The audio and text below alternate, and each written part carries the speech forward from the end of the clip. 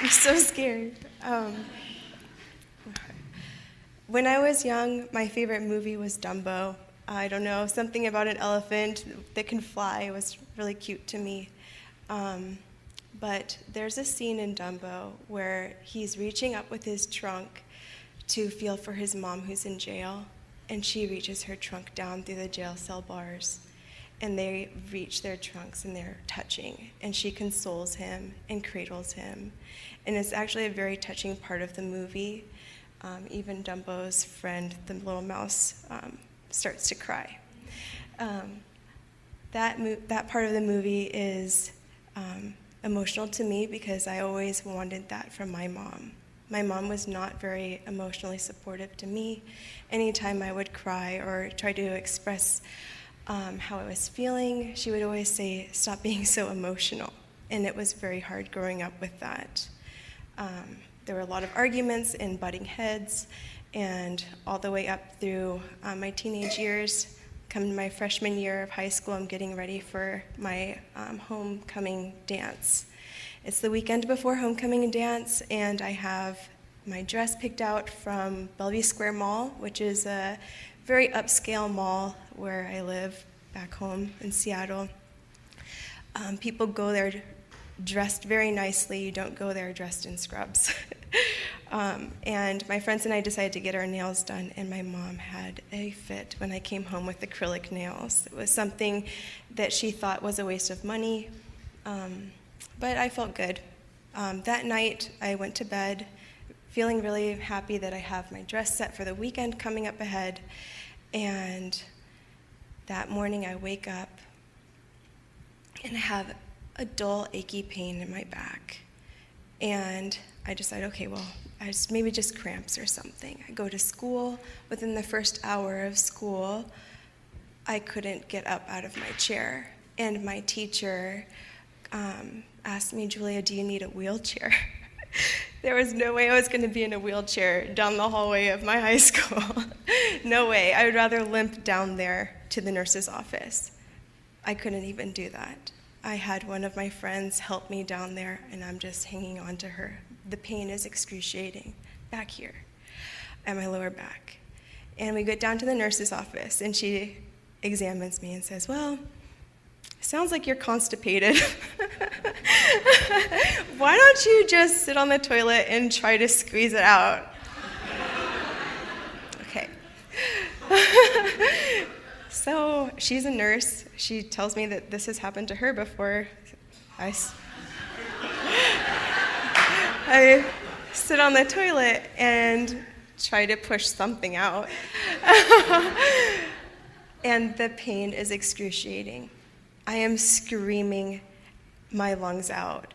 And she calls my mom, who I have issues with. And my mom comes to pick me up and tells me she's going to take me home. And I'm telling her, "No, I need to go to the hospital. I'm in a lot of pain." I make my way up the stairs somehow into my bed, and I'm just screaming. I'm in so much pain. And my mom decides to wait for my dad to come home, who works 2 hours away. So I have to wait an extra 2 hours for him to come home before they decide that they're going to take me to the emergency room. We get to the emergency room, and they fill me up with morphine. I'm still in pain. I am still screaming, and they do the ultrasound. They can't see anything. They think it's something up here. The pain's here on my back. I don't know what they're thinking. But they decide that they're going to cut me open because they can't see anything. That morning, so it's been the next morning, I wake up to the nurse above me, and she tells me that they found an ovarian cyst the size of a cantaloupe that had wrapped around my fallopian tube and cut off the oxygen to my ovary. But not only that, there was another cyst on my other ovary that was the size of an orange. I look down and I pull my gown open, and I have staples holding my abdomen together.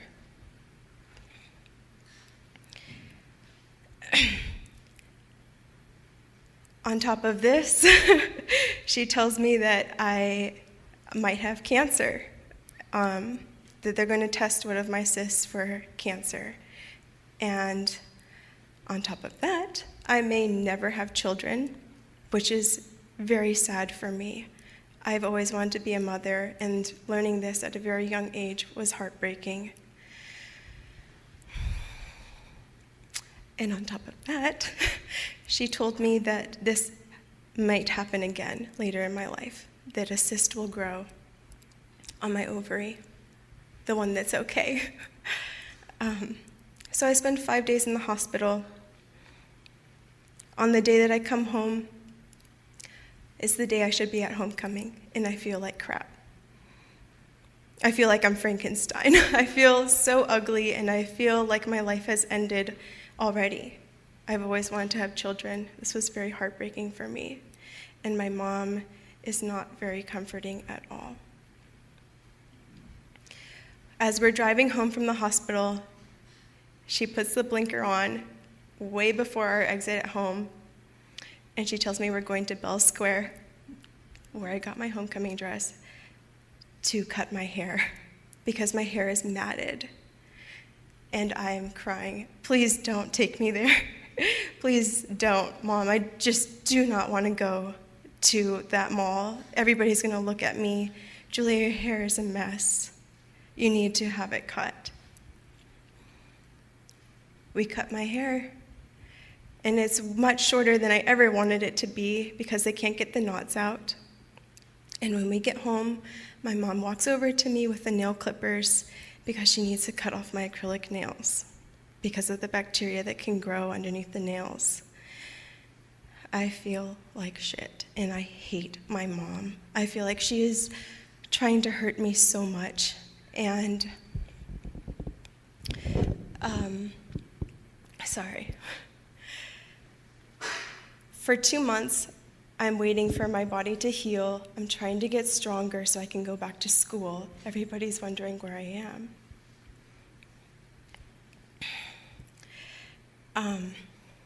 Many nights I slept by myself in the bed that is downstairs.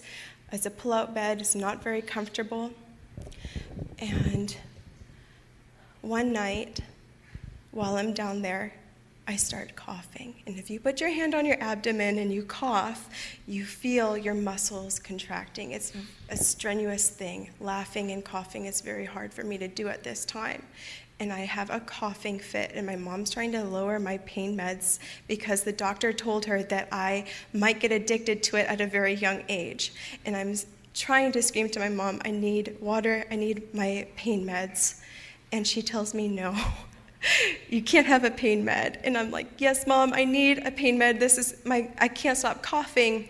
And she hands me a glass of water, and she decides to call the doctor, and the doctor tells her, give her the pain med. I called my mom a bitch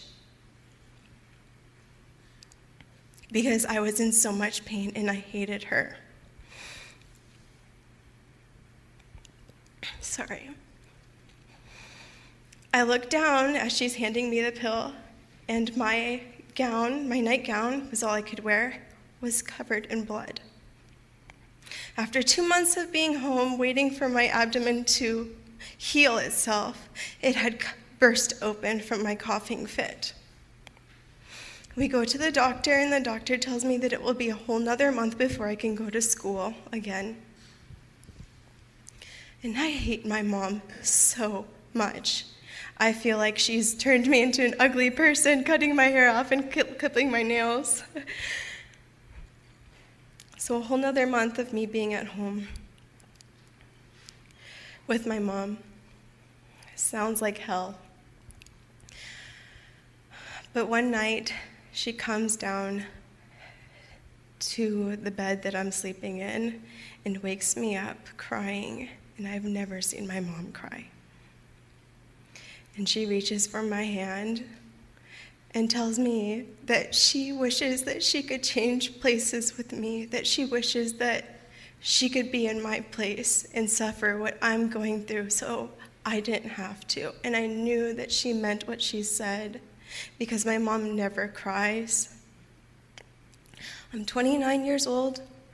I have a scar from my belly button that thinly goes down with white bumps along it, and then it widens. Those white bumps are from the staples. It's not attractive at all. But it's a constant reminder to me that if I ever have a child, I hope to be as caring as my mom. And I like to think that that moment when my mom reached her hand out to grab mine, that is like our Dumbo moment together. Thank you.